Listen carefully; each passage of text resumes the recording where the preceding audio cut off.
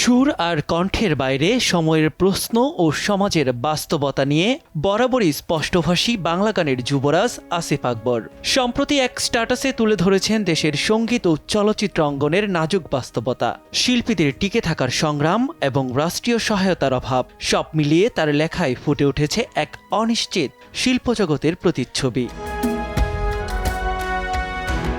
পবিত্র রমজান মাস এলেই করোনাকালীন সময়ের দুঃসহ অভিজ্ঞতার কথা মনে পড়ে আসিফের। তার ভাষ্যমতে বাংলাদেশের নানা সমস্যার প্রতিফলন ঘটে সংস্কৃতি অঙ্গনে, আর সংকটের প্রথম আঘাত আসে সঙ্গীত কার্যক্রমে। শিল্পীদের জন্য রাষ্ট্রীয়ভাবে সামাজিক নিরাপত্তার ব্যবস্থা নেই ব্যাংক ঋণ পাওয়ার সুযোগ, এমনকি অনেক সময় বাসা ভাড়ার ক্ষেত্রেও মেলে না সহযোগিতা। তবুও থেমে নেই চর্চা, চলছে পেশা নিয়ে টিকে থাকার যুদ্ধ।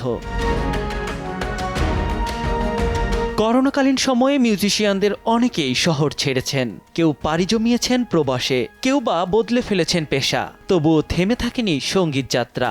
স্টুডিও বন্ধ থাকায় ঘরে বসে মোবাইল ফোনেই চলেছে রেকর্ডিং। সেই কঠিন সময়ে শিল্পীদের পাশে থাকায় ধ্রুব গুহর প্রতি কৃতজ্ঞতা প্রকাশ করেছেন গায়ক। সমসাময়িক সাংস্কৃতিক বাস্তবতা নিয়ে বেশ হতাশ আসিফ আকবর। তার ভাষ্যমতে দেশে এখন সঙ্গীত বা চলচ্চিত্র শিল্পের শক্ত ভিত নেই, আছে কেবল কঙ্কালসার অবয়ব। সরকার বদলায় চাটুকারের দল, একঘেয়ে গালভরা বুলি আর স্বপ্নপোড়া ছায়। এই টম অ্যান্ড জেরির গল্প যেন শেষ হবার নয়।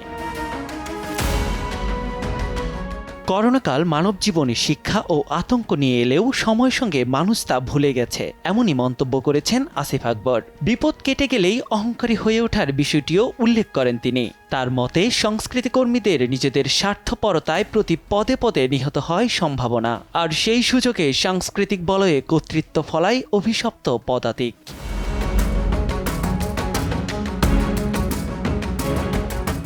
নিয়াত শুভ, সময় সংবাদ, ঢাকা।